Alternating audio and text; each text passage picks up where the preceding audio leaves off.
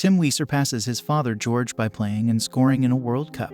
The player scored against Wales, something that his father could not with Liberia. Tim Weah became the first player to score for the United States in the 2022 World Cup in Qatar when he scored against Wales in the 36th minute. Since before the goal, Tim had already surpassed his father, George Weah, who won the Ballon d'Or in 1995. But playing for his homeland, Liberia, he never reached a World Cup.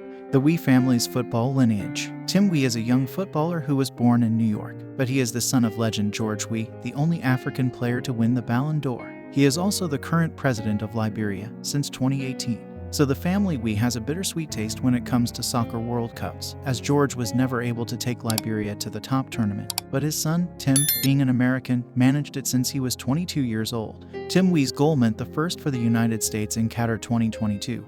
And the first point for the Stars and Stripes. But it also meant the first that Wales received in a World Cup, since Peel scored against them in Sweden 1958. Well, since then they have not reached a World Cup tournament. Tim Weah also became the first player born in the current millennium to score at FIFA Senior World Cup, making the score an international record as well, and today he is the pride of his father and president of Liberia. USMNT victory trumped by Gareth Bale's epic penalty shot.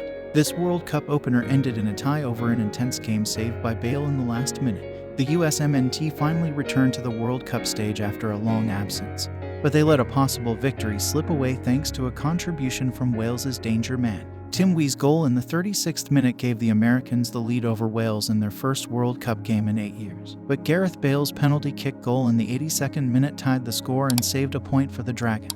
After one match, both teams are behind the Three Lions in Group B after England's 6-2 victory over Iran earlier in the day. Due to their infamous failure to qualify for the 2018 World Cup, the United States has spent the previous 4 years rebuilding its program and focusing their national team on a core of young players, many of whom are currently competing in Europe's top leagues. But if the United States thinks 8 years between World Cups is a long time, think about Wales, who last advanced to the World Cup in 1958. For some, that 64-year wait seemed interminable, but the Dragons had one of the most talented and clutch players in the league in Bale, and after Zimmerman fouled him, he delivered. Manager Greg Berhalter started Weston McKennie and Sergio Dest, two of the Americans' biggest injury concerns, while Josh Sargent started at center forward. The coach also chose to pair veteran Tim Ream with Zimmerman in the center of defense. Gio Reyna and Brendan Aronson started the game on the bench due to a glut of healthy attackers, first half dominated by USMNT. Unlike Clint Dempsey's goal in the 2014 opener, there was no goal after 30 seconds, although the United States did earn an early opportunity in the attacking third.